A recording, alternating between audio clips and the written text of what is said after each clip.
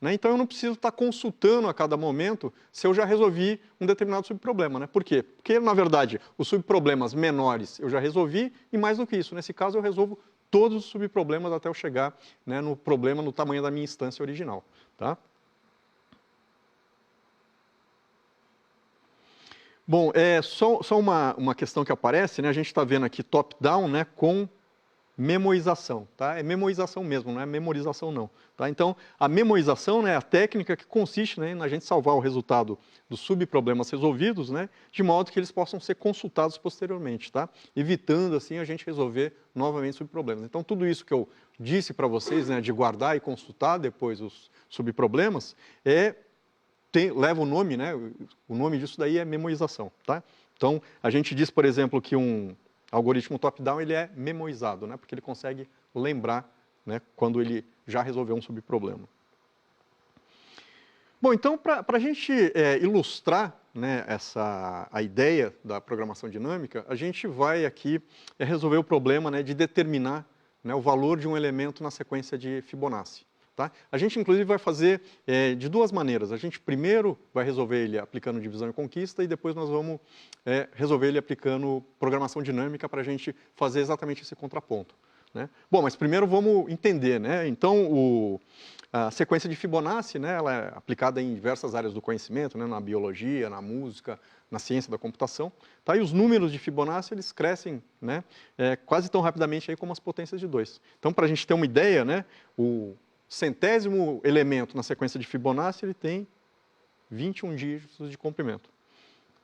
Bom, a sequência de Fibonacci, qual que é a lei de formação da sequência de Fibonacci, né? Cada número é a soma dos dois antecessores imediatos, né? Então aqui eu tenho 1, eu não tenho antecessor, então eu repito 1 aqui, depois eu tenho 1 mais 1, 2.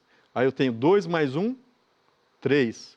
Aí 3 mais 2, 5. 5 mais 3, 8. E assim sucessivamente, né? Então, a gente pode escrever aqui matematicamente, né, um elemento Fn, né, na posição n da sequência de Fibonacci, ele vai ser igual a 1 se n for igual a 1 ou 2.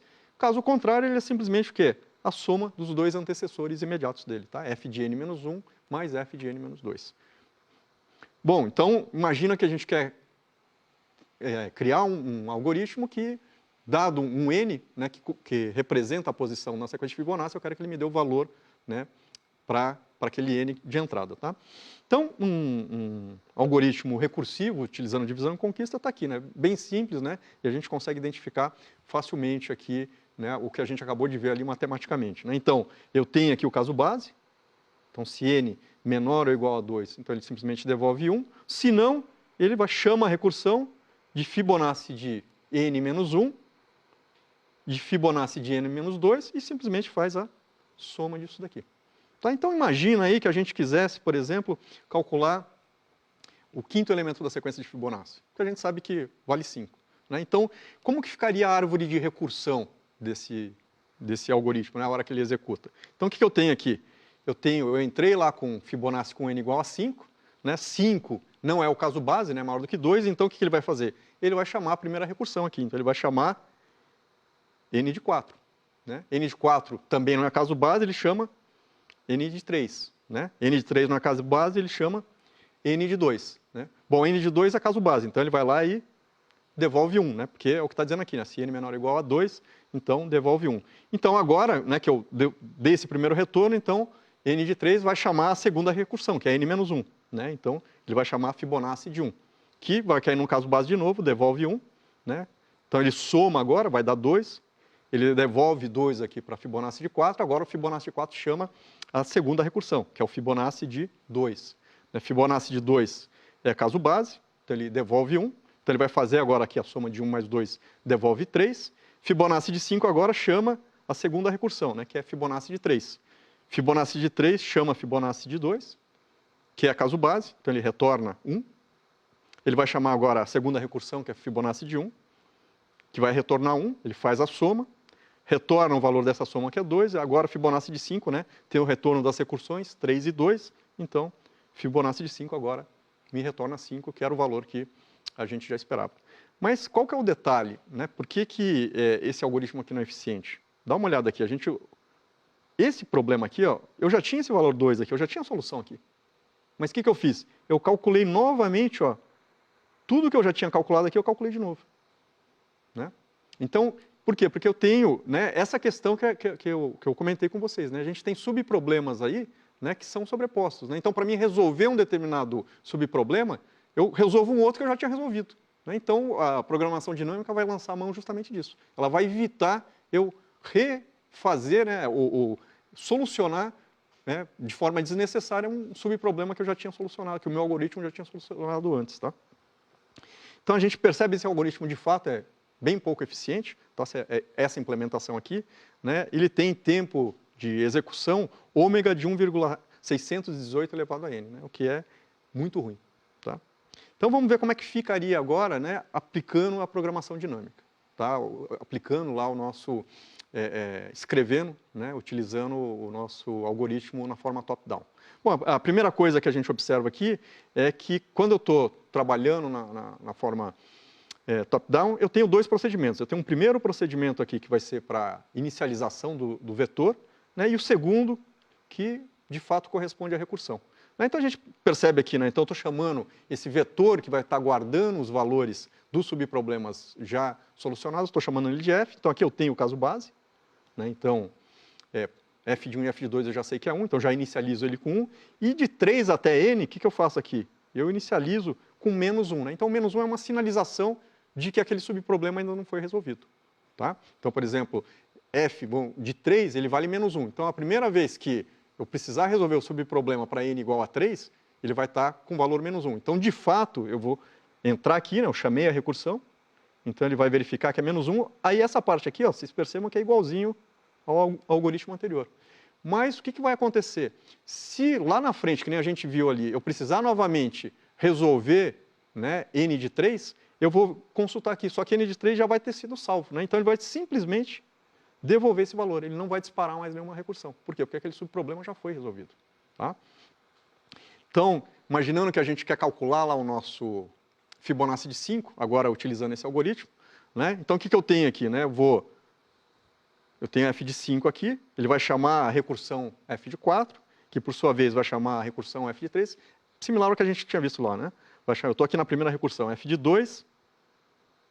F de 2 o quê? F de 2 já é caso base. Né, que está aqui, ele já está definido. Então, simplesmente vou ler o valor dele na tabela e vou devolver esse valor para f de 3. F de 3 vai chamar a segunda recursão, que é f de 1. Ele também já está na tabela, eu leio e devolvo para ele. Né? E agora f de 3 vai fazer o quê? Somar esses dois valores e guardar na tabela. Né? Então, f de 3 aqui está guardado. Esse subproblema para n igual a 3 já está guardado o valor na tabela. Se ele aparecer de novo, eu não preciso resolver ele. Basta consultar esse valor. E vou entregar esse valor para f de 4, que vai disparar a segunda recursão dele, que é f de 2, que está na tabela. E aí eu simplesmente devolvo, então ele vai simplesmente somar 1 mais 2 aqui, né, que vai dar 3. Ele vai escrever na tabela e vai entregar para f de 5. Aí f de 5 dispara a segunda recursão dele, né, que é f de 3. Só que f de 3, agora, o que ocorre? Ele já está na tabela. Então eu simplesmente devolvo, né, o valor que está na tabela, que é 2. Aí f de 5 vai somar 2 com 3, que vai dar 5, vai escrever na tabela, né, e vai me entregar esse valor 5. Tá? Então vocês percebam, né, se vocês compararem, depois comparem, né, as duas árvores de recursão, né, quando a gente chegou na outra árvore, quando a gente chegou aqui nesse subproblema, eu resolvi ele de novo. Né? Agora não, agora eu obtive, né, utilizei o resultado do subproblema que eu já tinha resolvido anteriormente. Então, só resolvo uma vez cada subproblema. Tá? Bom, falando agora aqui em termos de... Deixa eu só dar uma limpadinha aqui para a gente enxergar melhor. Falando em termos de tempo de execução, a gente tem, né, aqui tempo constante, né, simplesmente para mim fazer a criação do vetor aqui, essa inicialização. Então, é θ de 1. Aqui eu executo n menos 2 vezes, né? Então tenho θ de n aqui. E eu vou fazer aproximadamente, né, na prática, 2 a n chamadas recursivas, né? Porque eu tenho aqui 2 chamadas para cada subproblema que eu vou ter que resolver. Então isso é da ordem de 2 a n chamadas, então isso daqui também é θ de n. Então eu posso dizer, né, que o tempo de execução desse algoritmo é θ de n. Tá? Bom, vamos dar uma olhadinha como é que ficaria uma implementação agora bottom-up, né? Que é aquela implementação iterativa. Tá? Então, nesse caso aqui, lembrando, o que acontece? O algoritmo ele vai resolvendo todos os subproblemas, do menor até eu chegar no maior, que corresponde, né, ao meu problema de origem, né? O tamanho da minha instância original, né, de entrada. Tá? Então, aqui, por exemplo, eu teria o Fibonacci bottom-up, né, que é iterativo. Então, inicialmente, eu tenho lá o caso base, né? Se n menor ou igual a 2, eu simplesmente devolvo 1. Tá? Se não, eu vou fazer o quê? Eu vou inicializar, né, o meu vetor f, da mesma forma que a gente tinha feito lá no primeiro procedimento do top-down, né, com valores 1. E agora, o que eu vou fazer? Eu vou correr um laço para, né, de 3 até n. Né? Então, perceba que agora a gente vai começar a resolver o subproblema de tamanho 3, 4, 5, 6, até a gente chegar no nosso de fato. Tá? E qual que é o valor de f de i num determinado instante? É simplesmente a recursão da equação de Fibonacci. Né? F de i vai ser f de i menos 1 mais f de i menos 2. E ao final ele simplesmente vai me devolver, né, o valor de f de n. Tá? Então, o tempo de execução, aqui a gente também vê, né? Eu estou executando aqui, eu executo essa linha para aqui n menos 2 vezes, né? Aqui a gente tem tempo constante, então o tempo aqui é θ de n também. Algumas observações aí sobre esses procedimentos. Tá? Então, o algoritmo top-down, que nem a gente viu ali, possui 2 procedimentos, né? Um para a inicialização das variáveis, né? Uma tabela vetor, né? Na forma de uma tabela de um vetor, e o outro que corresponde à recursão. Tá? Porém, né, com aquele mecanismo que a gente viu, né, para salvar os resultados de subproblemas. Né? Então, a gente diz que o procedimento recursivo, neste caso, que eu tinha falado para vocês lá atrás, ó, ele é memoizado, né? Ou seja, ele lembra, né, ele consegue verificar quais resultados ele já calculou e evita um cálculo desnecessário. Também na abordagem top-down, né, a recursão a partir de um subproblema só vai ocorrer, né, se aquele subproblema ainda não foi resolvido e eu precisar resolver ele para eu conseguir resolver o meu problema inicial. Tá? Já na abordagem bottom-up, né, eu sempre vou resolver todos os subproblemas. Tá? Então, a abordagem recursiva ela é meio que sob demanda. Né? Então, se para eu resolver um subproblema precisar resolver um outro subproblema, eu chamo a recursão. Né? Mas se eventualmente eu não precisar, eu não faço a chamada da recursão para resolver aquele subproblema. Na abordagem top-down, né, além da necessidade da consulta da tabela, né, caso o problema ainda não tenha sido resolvido, ele vai precisar aguardar a recursão. Né? A gente viu ali, quando a gente estava vendo a árvore de recursão, né, que enquanto eu não tenho o retorno da recursão, né, aquele nível de recursão fica travado. Tá? Já na abordagem iterativa, né, não tem necessidade de verificação, né, porque sempre quando eu estou num determinado tamanho ali, né, de um subproblema, todos os outros subproblemas menores eu já resolvi. Tá? As duas abordagens, né, que nem a gente viu, possuem tem o mesmo tempo de execução assintótico, exceto em casos muito específicos, né, quando a abordagem top-down, por algum motivo, alguma característica muito específica do problema, ela não tem necessidade de executar todos os subproblemas. Né, e como a bottom-up executa todos, então, eventualmente, ela pode... Mas isso de uma maneira geral, a gente pode considerar que as duas, né, do ponto de vista prático, as duas têm o mesmo tempo assintótico aí. E muitas vezes, né, a gente é escolhido aqui, né, a bottom-up no lugar da top-down, né, porque como ela não tem recursão, então ela tem uma menor sobrecarga de chamadas. Tá ok? Bom, então era isso que eu queria contar para vocês aqui nessa primeira aula, né, introduzir, né, esses conceitos da programação dinâmica e mais importante, né, a gente visualizar em quais situações, né, em quais tipos de problema que ela se aplica e que ela é interessante. Tá?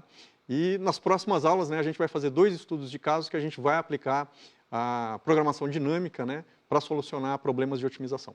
Tá ok? Então, até a próxima aula, pessoal.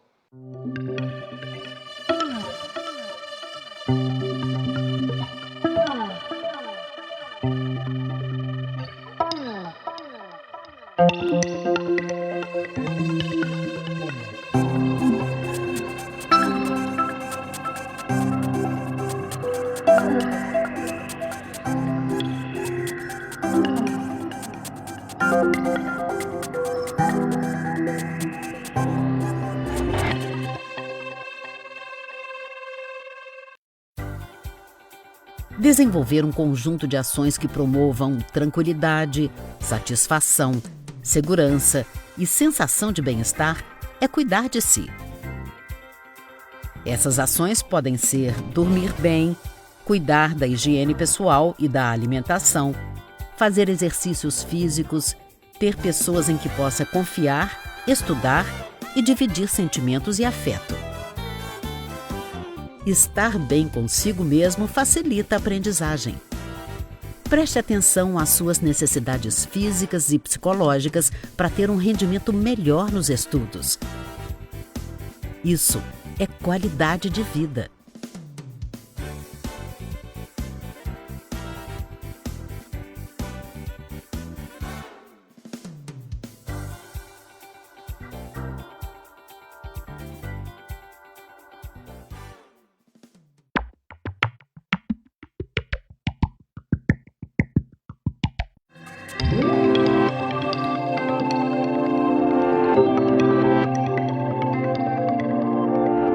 Olá, pessoal. Nessa aula, então, a gente vai fazer o nosso primeiro estudo de caso de aplicação da estratégia de programação dinâmica para o problema de corte de barras. Tá? Então, o problema de corte de barras é um problema de otimização, tá? Para maximização do lucro em uma operação aí de corte e venda de barras de metal. Tá? Então, vamos entender primeiro esse problema e aí depois a gente vai ver como que a gente consegue aplicar a programação dinâmica para resolver ele. Tá? Então, o problema é o seguinte, então suponha que a gente tem uma empresa, tá, que compra barras de metal de comprimento N, onde N é sempre um valor inteiro e corresponde ao comprimento em metros dessa barra. Então, se N é igual a 3, a gente está falando de uma barra de 3 metros. Tá? Então, para venda, a empresa ela tem a opção de cortar a barra em pedaços. Tá? Então, eu posso picotar essa barra, vamos dizer assim, tá? Em pedaços de tamanho 1 até N, onde N corresponde a eu não cortar a barra, vender a barra inteira de novo. Tá? Para cada opção de corte, existe um valor associado aqui ao tamanho do corte, que a gente vai chamar de PI. Tá? Então, a questão que se coloca é qual a opção de corte que maximiza a minha receita para venda, maximiza o meu lucro na venda. Tá?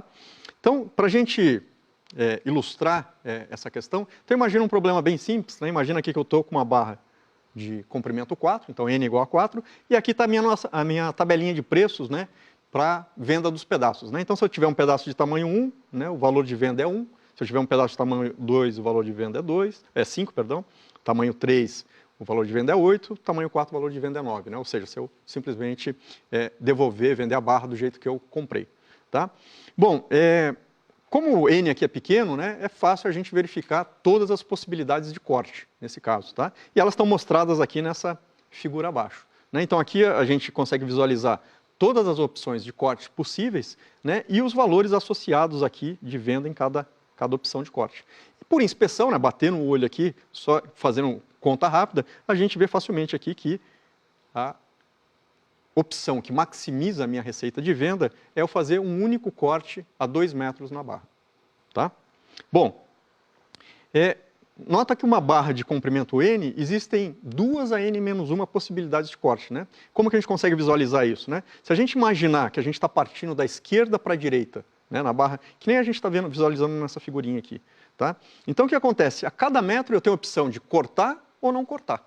Eu posso fazer um corte aqui, ou não fazer, posso fazer um corte aqui, ou não fazer. Ou seja, se a gente imaginar que isso é simplesmente um vetor binário, onde em cada posição eu tenho 0 ou 1, eu tenho um vetor binário de comprimento N-1. Um vetor binário de comprimento N-1 tem 2 a N-1 combinações. Ou seja, existem 2 a N-1 combinações de cortes possíveis. Bom, então, o primeiro algoritmo que eu poderia imaginar para determinar qual que é o lucro máximo, a receita máxima que eu consigo obter na venda dessa barra, é um algoritmo força bruta. Gera todas as combinações e depois compara os valores de venda. O que vencer é o máximo, eu vou utilizar isso daí, isso corresponde à minha solução ótima. Só que, como a gente tem 2 elevado a N-1 possibilidades, a gente está falando aí de um algoritmo que tem tempo de execução exponencial, o que é péssimo. Tá? Então, essa primeira abordagem não seria uma abordagem inteligente. Então, vamos dar uma olhadinha como é que ficaria uma abordagem recursiva. Tá? Bom, então, a primeira coisa que eu preciso contar para vocês é que esse problema do corte de barras, a gente diz que ele é um problema que ele possui subestrutura ótima, né? O que isso quer dizer, né? Quer dizer que a solução ótima para um problema de comprimento N, tá? Ela é determinada, né? Ela é uma composição, né, das soluções ótimas de subproblemas de tamanho menor, tá? Então, o que quer dizer isso? A cada nível de recursão, né, a gente executa apenas um único corte e considera, né, imagina que eu estou com uma barra num determinado nível de recursão. Eu faço um corte nessa barra, né? Então eu vou ficar com um pedaço aqui e com uma barra, né, vamos supor que eu tivesse uma barra de comprimento N, né, então eu vou ficar com um pedaço de tamanho I e eu vou ficar com uma barra de tamanho N menos I, mas que essa barra aqui, né, eu vou pensar aqui num primeiro momento, né, que ela já tem, né, uma solução ótima de corte. Tá? Então, naquele nível de recursão, o que eu tenho? Eu tenho que, na verdade, maximizar a minha venda contabilizando esse pedaço I e uma solução ótima que já foi determinada em algum momento para uma barra de comprimento N menos I. Tá? Então, na verdade, a gente está falando dessa combinação aqui, né? Então, qual é a combinação I, N menos I, ou se a gente estiver falando em termos da receita, né? Vou chamar a receita de uma barra de comprimento N menos I de R, N menos I, tá? Então, qual que é essa composição de receita, né, que vai me gerar o maior lucro naquele nível de recursão, tá? Em outras palavras, né, o nosso problema passa a ser o quê? Determinar qual que é esse valor de I aqui que maximiza a receita, tá? Então, eu vou ter que percorrer, né, ver todas as combinações ali de tamanhos de pedaços, né, e vamos dizer assim, subbarras, né, de comprimento N menos I, qual deles que maximiza a minha receita. E vou fazendo isso, né, de forma recursiva. Então, né, formalizando, né, então se a gente chamar RN, né, a receita na venda, o que a gente está buscando aqui, né, é exatamente o máximo, né, entre essas opções, né, onde PN seria não fazer corte nenhum, a segunda opção seria eu fazer um corte em 1 metro, e aí eu tenho uma solução ótima com uma barra de N menos 1 metro, depois um corte em 2 metros e assim sucessivamente, né.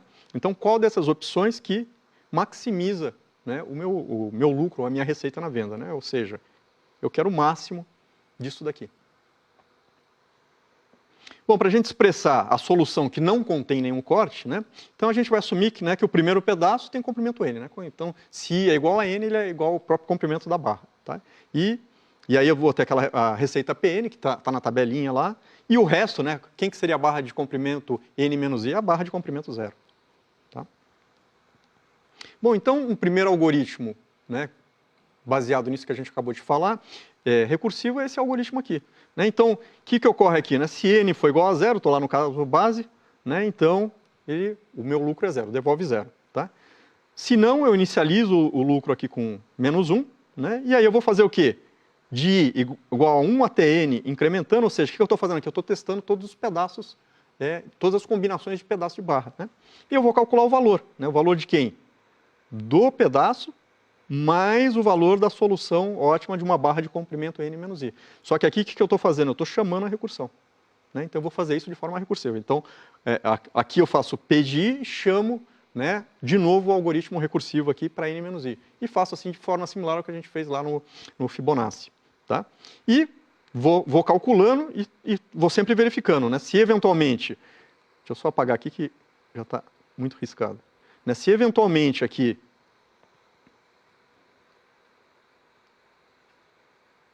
o valor é maior do que o último valor que eu calculei, eu vou atualizando. Então, ao final, eu vou ter exatamente o lucro máximo, né, ou a receita máxima de venda. Tá? Só que, da mesma forma que a gente viu lá para o algoritmo de Fibonacci, esse algoritmo ele também não é um algoritmo eficiente, né, é um algoritmo baseado em divisão e conquista só. Né? E aqui a gente tem um problema de programação dinâmica. Então, se a gente der uma olhada na árvore de recursão desse algoritmo, né, a gente vai ver que a árvore de recursão dele para um problema de tamanho 4 é essa que a gente está vendo aqui. Né? Então, o que vai acontecer? Se a gente analisar aqui essas situações, a gente vê aqui algo bem parecido com o que a gente viu lá quando a gente viu o problema de Fibonacci. Né? Eu vejo subproblemas aqui, ó, que tinham resolvidos e que estão sendo resolvidos novamente. Tá? Então, só para a gente analisar, né? Então, se a gente olhar agora aqui, né, o que acontece aqui? Ó? Eu tenho, né, para a execução aqui da chamada da recursão, ela faz o quê? Né? Para ir de 1 até N, né? Ou seja, até o comprimento naquele momento da recursão, né, eu vou fazer essa chamada recursiva aqui, né? Então, imagina que eu estou lá em n igual a 4, então eu vou fazer uma chamada recursiva para n igual a 3, n igual a 2, n igual a 1, n igual a 0. Aí cheguei no caso base, né? Só que essa linha aqui vai fazer o quê? De 1 até n. Quanto que vale n aqui nesse nível de recursão?